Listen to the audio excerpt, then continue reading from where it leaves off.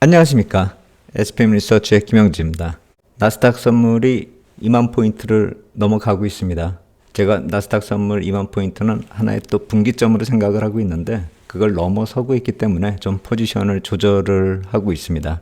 S&P 500 포워드 PER을 이 나스닥 지수 1000으로 나눠가지고 계산을 하고 있는데 지금 PER이 20이 넘어간다라는 그 뜻이기 때문에 그렇게 가볍게 움직이는 그 구간은 이제 지나지 않는가 그렇게 생각이 들어서, 그렇다 해서 또 시장 분위기가 호전되고 있는 걸 무시할 수는 없기 때문에 한 절반 정도는 정리하고 시장 흐름 한번 다시 지켜본 다음에 FOMC 회의 지나면서 그때 가서 포지션 점검 다시 해볼 생각입니다. 일단 계획했던 대로 재료들이 좀 오픈이 되고 반영이 됐기 때문에 재료 노출로 개인적으로 그렇게 생각을 하고 있습니다. 어제 나왔었던 내용들, 그리고 향후에는 그 내용들이 어떻게 반영이 될 수 있는지 그것에 대해서 점검하면서 시장 한번 생각해 보겠습니다.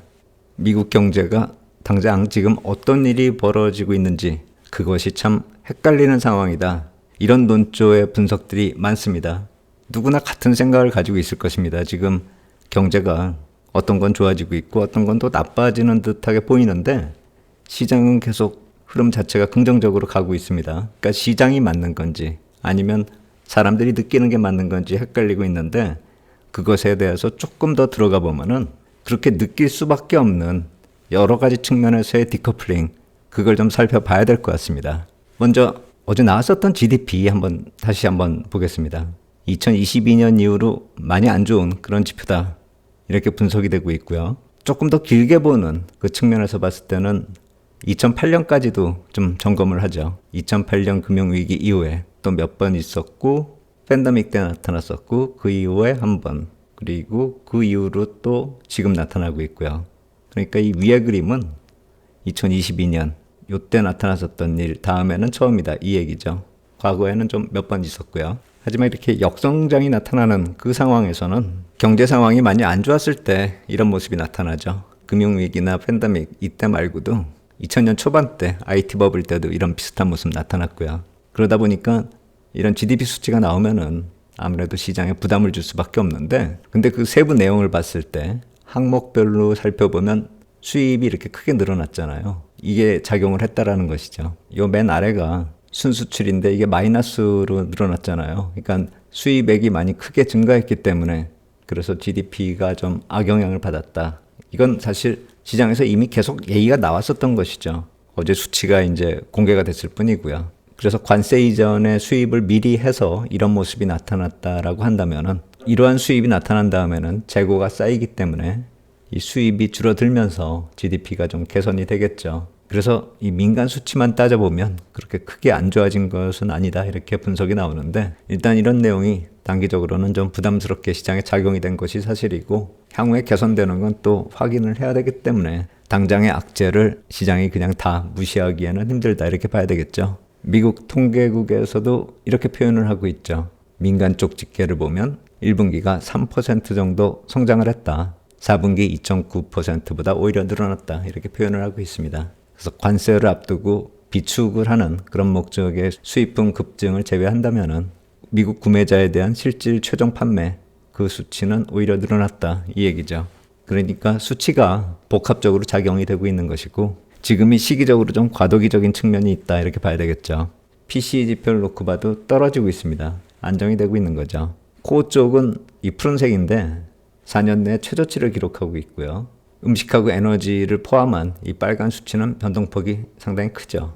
그래서 어제 시장에 미친 영향, 초반에 지표가 나왔을 때 전체 자산시장이 좀 안 좋았고 그 뒤로는 좀 안정이 돼가면서 긍정적인 흐름이 나타났는데, 초반에 반영이 됐었던 것이 이런 좀 안 좋은 수치 반영이 되면서, 그리고 또 그 다음에는 이 PC 지표 같은 것이 반영이 되면서 분위기를 바꿨다, 이렇게 볼 수가 있겠고요. 더 중요한 거는 금리가 칠락팔락 움직였다라는 것이죠.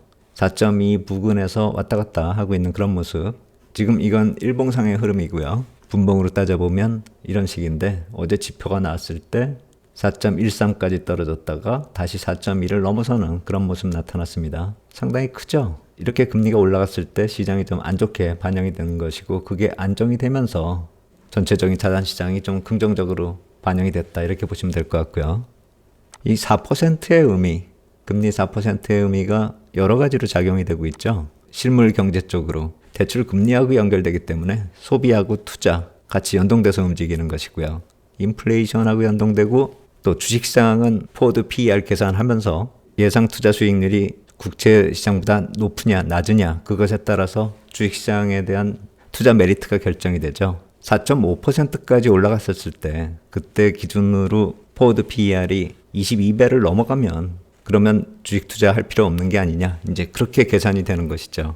이 4%로 내려오면은 포워드 PER이 25배보다 좀 낮아지면 되는 게 아닌가 그렇게 여유가 생기긴 생기는 것이고 다만 투자 수익률이 딱 그렇게 비례해서 움직인다라기보다는 좀 어느 정도 더 여유가 있어야 되겠죠. 위험자산 쪽에 위험 보상 수익률도 있어야 되기 때문에 단순히 이 4%를 기준으로 해서 계산할 수 있는 게 아니고 이게 떨어지면 떨어질수록 PER 쪽에서 투자 여력이 좀 생긴다 이렇게 보시면 되겠죠. 만약에 이게 3.5%만 떨어진다 하더라도 포워드 PER로 환산하면 28배 정도 나오잖아요. 물론 이제 28배가 되면은 절대 수치가 너무 높으니까 투자 메리트가 없다 이렇게 생각이 되겠지만 일단 금리가 내려갔을 때 주식시장 쪽으로 투자 메리트가 살아난다. 그리고 포워드 PER이 4.5 기준으로 한 22배였기 때문에 이 4%로 근접하는 이 상황에서는 주식시장 쪽으로 투자 메리트를 만들어주고 있다 이렇게 볼 수도 있는 것이고요. 그리고 이 재정정책 트럼프 대통령이 강조하고 있는 것이죠. 이자 비용 문제요. 이렇게 여러 가지 측면으로 작용이 되고 있는 게 이 국채 수익률이기 때문에 어제 이 왔다 갔다 하는 이 흐름에 따라서 시장이 크게 영향을 받았다 이렇게 볼 수가 있는 것이겠고요. 그 금리 흐름에 따라서 나스닥 선물 시장이 이렇게 빠졌다가 금리 안정 보이면서 이렇게 올라갔다 이렇게 보시면 될 것 같아요. 그런데 이제 그것 이외에 금리가 또 작용하고 있는 또 다른 측면의 경제 흐름 그것도 한번 보자라는 것이죠. 지금 자산 시장만 이렇게 올라간다 해서 다 좋아지는 건 아니죠. 시장 반대쪽에서는 안 좋아지는 측면도 많이 좀 살펴봐야 됩니다. 그래서 지금 시장을 읽기가 어렵다라는 것이죠. 여기 보시면은 연체율 얘기 계속 나오고 있는데 한번 그거 한번 살펴보면은요. 논QM하고 프라임 점버하고 좀 비교를 하는 그런 그래프하고요. 논점버 레가시하고 점버하고 비교하는 그 그래프 두 개로 이렇게 보고 그것을 DTI하고 연결하면은 어느 정도 지금 현재 상황, 연체율 상황, 자산시장 상승의 반대쪽 흐름도 우리가 어느 정도 해석을 할 수 있습니다. 그 내용 한번 좀 살펴보겠습니다. 이 논QM이라고 하는 게 이 자영업자나 프리랜서처럼 소득 증빙이 좀 일반적이지 않은 그런 경우 그리고 DTI가 좀 기준보다 좀 높은 그런 경우 또 이자만 상환하는 구조 신용 점수가 좀 안 좋은 계층 그런 배경 요인들을 가지고 있는 대출 그렇게 보시면 되겠고 프라임 점버 같은 경우는 가장 조건이 좋은 경우다 이렇게 보시면 될 텐데 2016년 이후 지나면서 연체율이 팬데믹 때는 다 같이 올라가죠. 그러다가 신용이 좀 좋으면은 확 떨어져가지고 별로 이렇게 안 올라가고는 있는데 문제는 그것도 조금씩 올라가고 있다는 것이죠. 논QM 같은 경우는 확 올라갔다가 확 떨어졌다가 연체율이 높아지는 경우가 좀 빨라지고 있는 것이고요. 그리고 이런 형식으로 따지는 것 이외에 2008년 이전에는 non-jumbo legacy 이런 식으로 또 따져봅니다. 2005년부터 2007년까지 발행된 그런 경우인데 이때도 좀 신용이 좀 안 좋고 기준보다 좀 안 좋은 대출 조건으로 나간 그런 MBS를 이런 식으로 표현하는데 그 경우를 놓고 봤을 때 2008년 지나면서 연체율이 굉장히 빨리 올라가죠. 거의 뭐 한 45%까지 올라가는 그런 경우도 있었는데 그리고 점보 같은 경우는 좀 올라가는 속도가 느리고요. 그래서 2010년에 정점을 치고 이렇게 내려올 때 이때는 공적 자금 같은 게 많이 투입이 됐죠. QE 통해 가지고요. 그러면서 이렇게 줄어든 것이고요. 신용 조건이 안 좋은 경우는 강제로 털린 측면도 있기 때문에 속도가 이렇게 빠르게 감소하는 거고요. 다만 그게 어느 정도 안정된 2012년 이후부터는 신용이 좀 괜찮은 계층은 거의 안정권으로 들어서는 것이고 신용이 좀 안 좋은 대출 조건이 안 좋은 그런 쪽도 어느 정도 안정권으로 들어서고 있는 것이죠. 한 10%대 전후해 가지고요. 그래서 상황별로 대출 조건이 좋으냐 안 좋으냐 그것에 따라서 비교를 해보면은 안 좋을 때 대출 조건이 안 좋고 신용도가 좀 안 좋고 또 소득이 일정하지 않은 그런 경우에는 연체율이 빨리 그리고 많이 증가하는 그런 모습을 나타냈고 안정되는 속도도 좀 빠르긴 한데 다시 올라갈 때 보면은 마찬가지로 신용도가 안 좋고 조건이 안 좋은 쪽이 또 이렇게 빨리 올라간다라는 점 계속 반복이 되고 있는 것이죠. 안 좋은 상황이 나타나면은 이쪽 계층 계속 빨리 안 좋아지고 갑자기 낮아졌다가 다시 또 빨리 안 좋아지는 이 모습이 나타나고 있다는 것이죠. 그걸 주택 소유자들하고 좀 비교를 해보겠습니다. 보시면은 2020년 기준으로 해서 그 이전에 주택을 구매한 그 계층하고요. 2022년 이후에 주택을 구매한 그런 경우요. 그걸 좀 비교하는 그 표인데 지금 이 숫자는 연도별로 구분한 것이고요. 맨 앞줄에 있는 게 2016년 이전에 주택을 구매한 그 경우고요. 그 뒷줄이 2018년 이후에 구매한 것, 그리고 세 번째 줄은 2020년, 네 번째 줄은 2022년, 그리고 맨 뒤에 있는 게 작년이고요.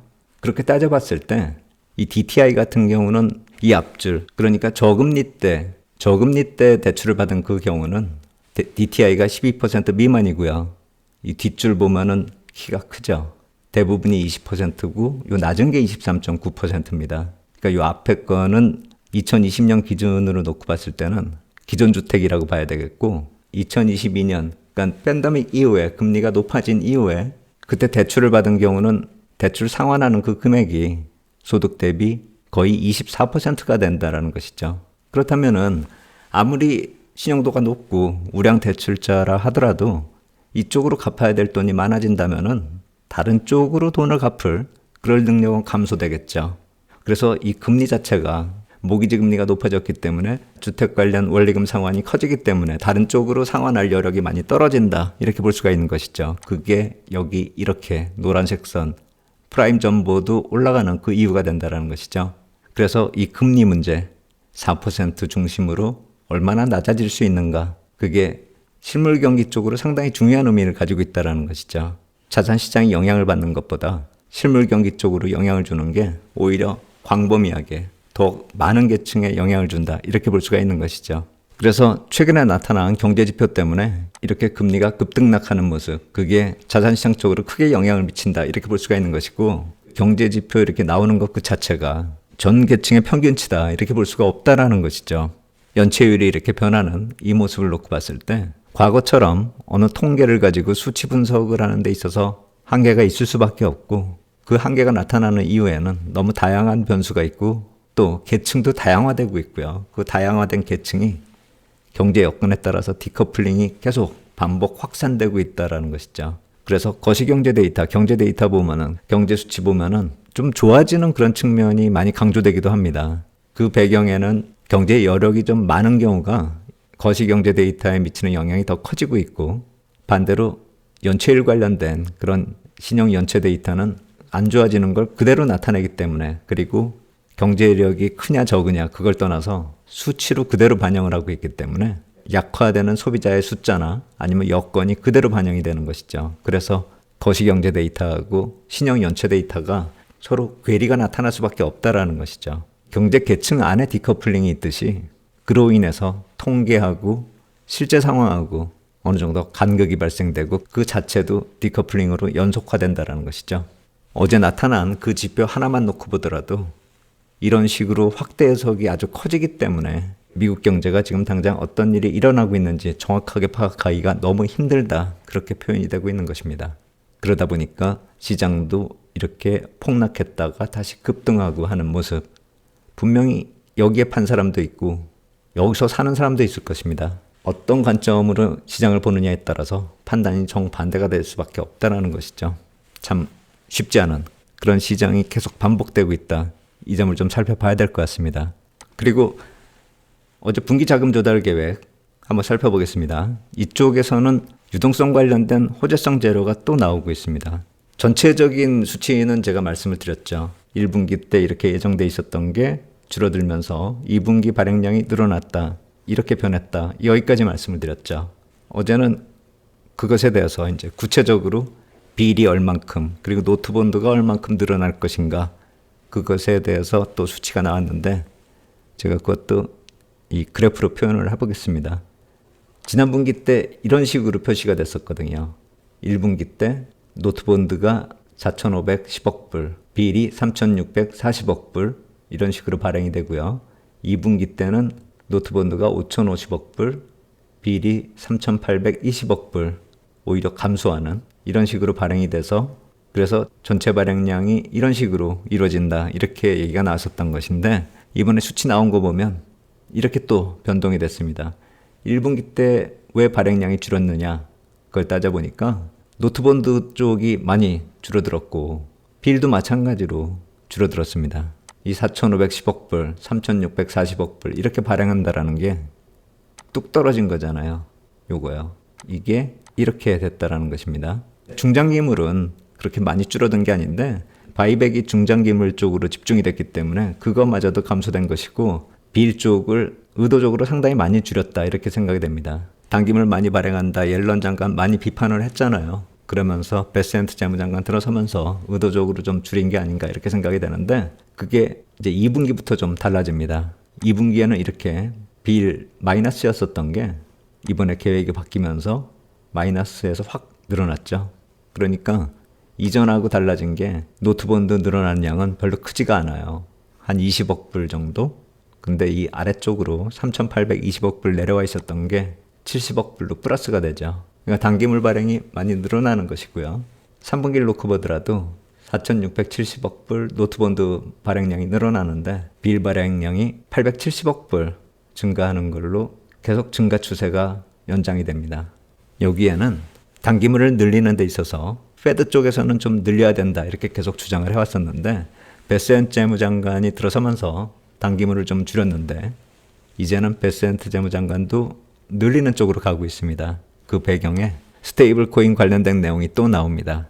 여기 보시면은 현재 스테이블 코인의 시가총액이 2,340억 달러인데 미국 국채하고 상관되는 그 금액의 한 절반이 TB를 하고 MF에 한 절반 정도씩 투자된 것으로 지금 분석이 되고 있고요. 그 금액이 이제 2028년까지 시가총액으로 놓고 봤을 때 2조 달러가 되는 것이고 거기에 상당 금액이 TB를 근거로 해서 발행될 예정이라는 것입니다. 이번에 재무부하고 TBAC하고 관련된 내용을 협의한다라고 예고가 돼 있었고 실제로 회의를 했었는데 결과가 이런 식으로 정리가 되고 있는 것입니다. 시티그룹이 2030년까지 한 4조 달러 정도 얘기를 했었는데 2028년까지 2조 달러라고 한다면은 거의 속도가 미국 재무부가 추산하는 게 오히려 약간 좀 더 빠르다 이렇게 봐야 되겠죠. 누가 더 빠르냐가 중요한 게 아니라 2028년이라고 한다면은 내년부터 이제 본격화된다라고 가정을 했을 때 연간 1조 달러 정도씩이 늘어난다 이렇게 봐야 되겠죠.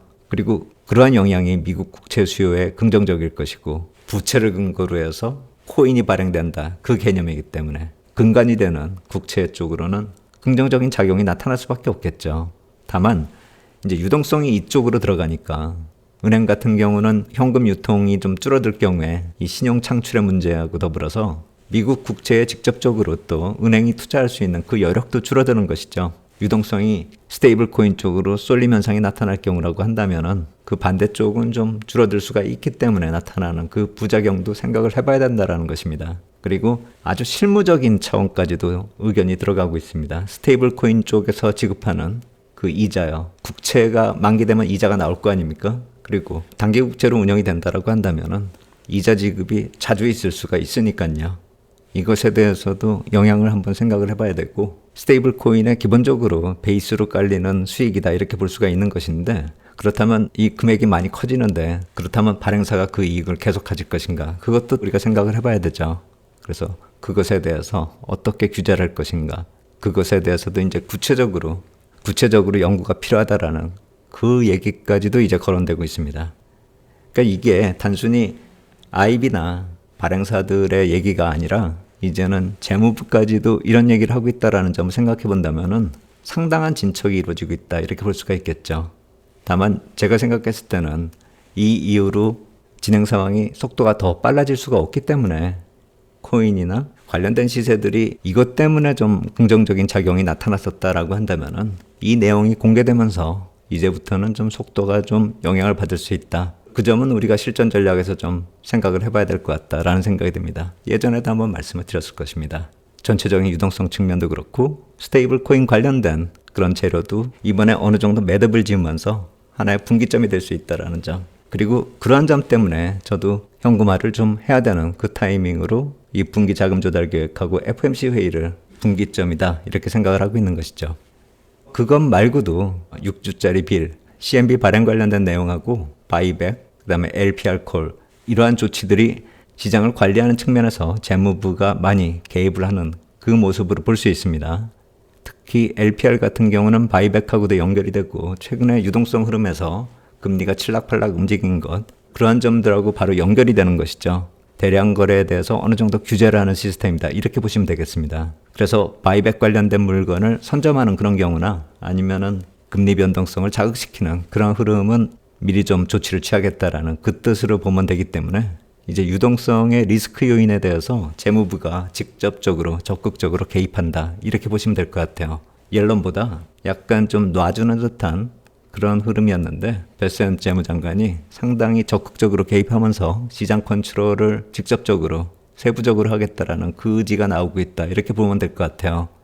그러면서 유동성 공급 측면에서는 긍정적인 흐름이 어느 정도 시장에 반영이 되고 있는 게 아닌가, 그런 생각이 듭니다. 그러면서 금리 쪽 역시 마찬가지로 하향 안정 쪽으로 지향하고 있는 게 아닌가, 그렇게 생각이 되고요. 그 대목에서 BOJ 통화정책회의가 결과가 나오고 있죠. 우에다 총재가 정책금리 0.5% 유지하기로 만장일치로 결정을 했다라고 밝혔고요. 근데 향후에 이제 지금은 불확실성이 큰데 그게 해결이 되면은 뭐 다시 인상할 수 있다, 이제 이런 얘기를 했는데 뭐 그거 두고 봐야 되는 문제고, 그건 누구도 할 수 없는 문제죠. 오히려 이런 얘기하는 게 트럼프 대통령이 정책을 계속 불확실하게 끌고 가면은 금리 인상 안 하겠다, 이 뜻으로 해석이 될 수도 있는 것이죠. 그러면서 BOJ 통화정책회의 그 금리 전망이 이렇게 많이 변하고 있습니다. 3월 달에는 이 까만색 선이요, 금리를 4월, 6월 올릴 확률 크고 7월 가면은 확실하게 올린다, 확률이 상당히 높죠. 까만색 막대기요.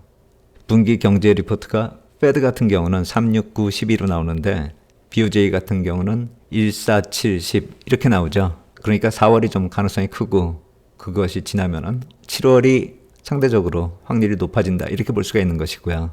7월이라 하더라도 이제 3달이나 남은 것이고 7월까지 트럼프 대통령이 무슨 일을 할지는 아무도 모르기 때문에 이렇게 되면은 BOJ 같은 경우는 향후 흐름에 따라서 좀 달라진다, 이렇게 표현은 하고 있지만 일단 멈췄다, 이렇게 봐야 되겠죠. 그거는 바로 엔달러 흐름하고 미국 금리하고 연결되는 문제고요. 어제까지의 흐름이 이렇게 나타나고 있었거든요. 푸른색 선이 미국 10년물 금리고요. 붉은색 선이 엔달러 흐름입니다. 엔달러가 좀 빨리 내려갔죠.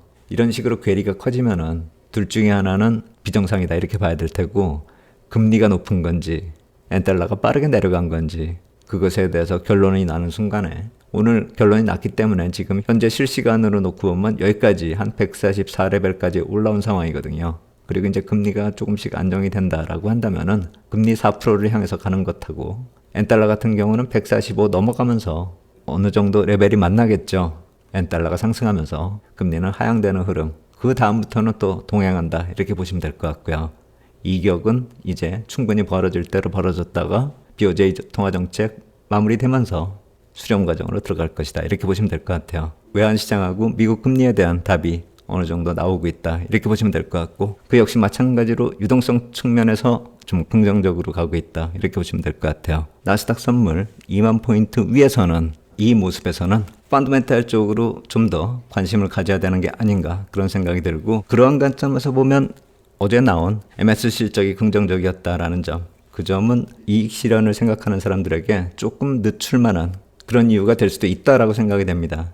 그런데 그게 제가 봤을 때는 한 템포 좀 늦춘다라고 보면 FMC 회의 정도까지 늦출 수 있는 게 아닌가. 재료가 많이 노출됐다, 그 점에 좀 포커스를 맞추고 볼 필요 있다, 이런 생각이 듭니다. 분기 자금 조달 계획 얘기도 나왔고, BOJ 쪽 얘기도 긍정적으로 반영이 됐고, 스테이블 코인 얘기도 어느 정도 오픈되면서 방향을 노출시켰기 때문에 많은 재료가 노출이 됐다, 이렇게 생각이 됩니다. 한 템포 쉬어가는 모습을 좀 대비할 필요도 있지 않을까, 그런 생각이 들기 때문에, 그래서 개인적으로는 한 50% 정도 현금화를 생각하고 있는 것이고요. 큰 재료들은 노출이 됐는데 오늘 내일 시장 보면서 주말에는 이 4월 말 5월 초를 보면서 상당 기간 우리가 이 자산 시장을 봐왔기 때문에 한번 정리하는 의미에서 조금 더 깊이 들어가는 분석 자료 또 만들어 보도록 하겠습니다. 오늘 여기까지 하도록 하겠습니다. 감사합니다.